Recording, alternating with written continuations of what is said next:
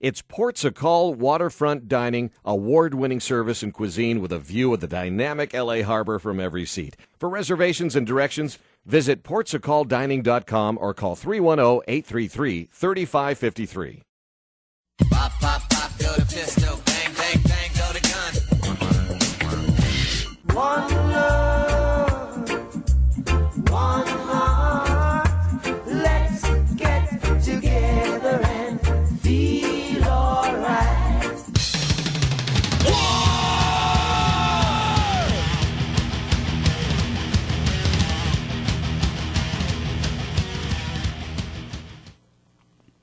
Lemmy Kilmister, bassist and singer for heavy metal titans Motorhead, died last year of cancer at age 70. Many people dismiss heavy metal and those who play it and listen to it as mindless and meaningless. Listen to the words Lemmy, once a roadie for Jimi Hendrix, wrote for Rip magazine and see what you think. I am not, nor have I ever been, a racist, nor should you be. How can you hate a race? Can you not, with your brain, which seems to be interracially supplied, distinguish between people who are okay and people who are assholes? Politicians foster racism. It keeps us fighting each other, and that keeps us from throwing them out of office. Vietnam, there's a thing. Blacks and whites, and Japanese and Vietnamese, and Irish and Indians, fighting together. For the wrong cause, though no less bravely. Do you think we could give bravery a fucking rest? Except in the case of a fire or a woman and child trapped in Oklahoma City.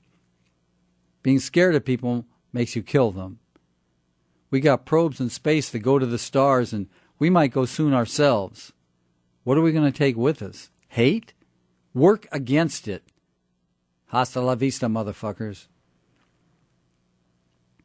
Welcome to episode 4 of Love and War, the podcast in which the irresistible force overcomes the immovable object. I'm your host, Lee Ballinger. I'm an author, poet, and producer based in Los Angeles. If you want to know more, check out my bio on Facebook, LeeBallinger.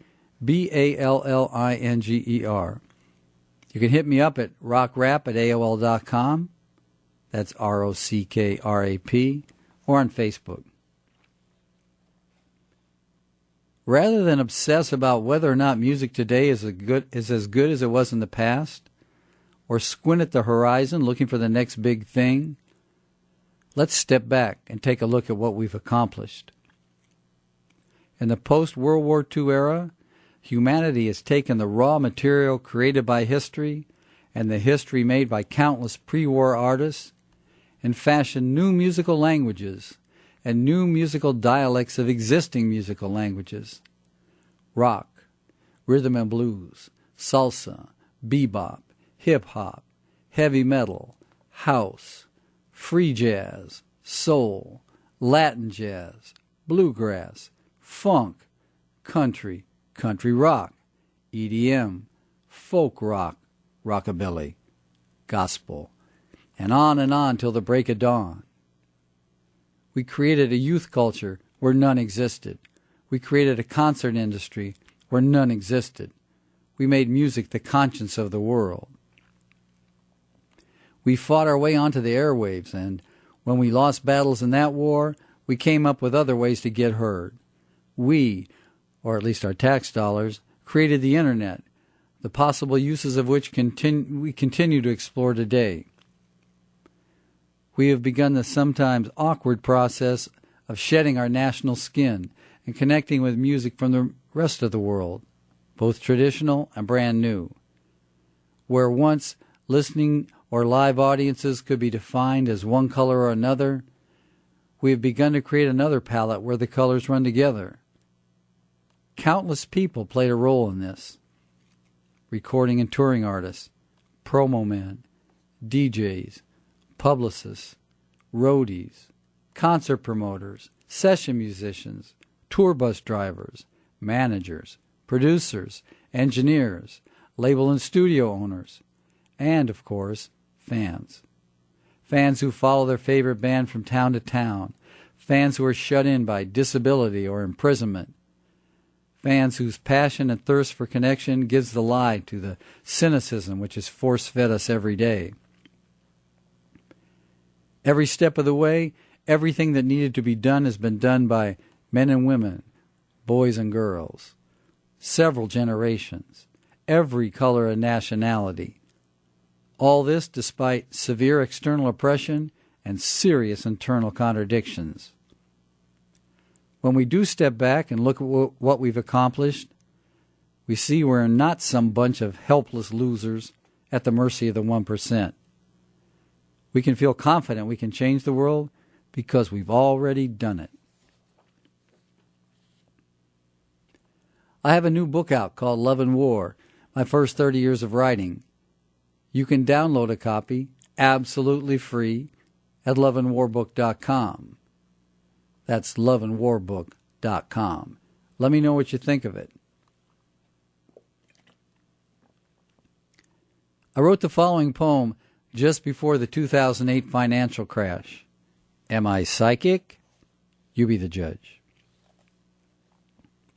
In the 60s and the 70s, the economy was booming. Guns and butter. Better times were looming. But not for everyone.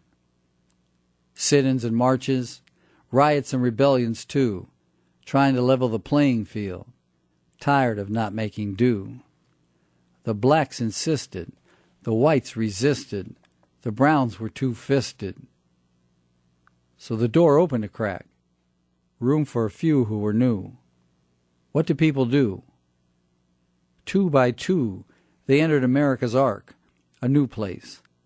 Equally unequal, they came color by color to state their case.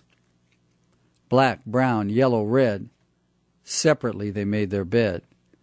The idea took hold. Love the ones you're with. Black, brown, yellow, red, separately they made their bed. A few got through and moved on up.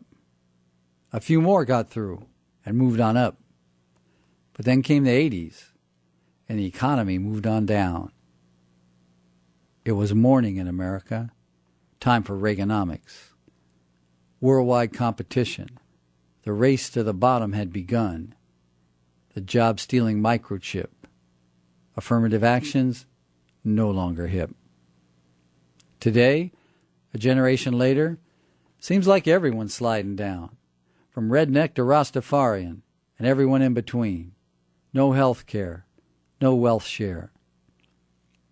Does poverty still have a color? Yes. Look at any prison. It's not just the rich who are missing. Once the book of Exodus said, there's a job in Chicago for anyone from anywhere. Now it's 90% black teenage unemployment there. Does poverty still have a color? No. There are counties in Kentucky and West Virginia where over half the kids are poor. And Rust Belt towns are now the outer ring of inner cities. The factories are gone, and the gravy days are no more. Does poverty still have a color? Let's just say the situation is fluid, and that fluid is building up, and the dam's about to break. When the stock market crashes and the real estate bubble bursts, your house note, you won't be able to pay it. If you got a prayer, you better pray it. The sheriff will come and he will say it. Get out. You cannot stay. There will be a rainbow of repossessions, 2 by 2 and 10 by 10. When this will happen, nobody knows. But our economy cannot last. Its only foundation is credit card flows. The middle class of every color will be pushed out in the street, sharing what space they can find with the new folks that they'll meet. Those others without a roof or a floor. Those others who never got through the door.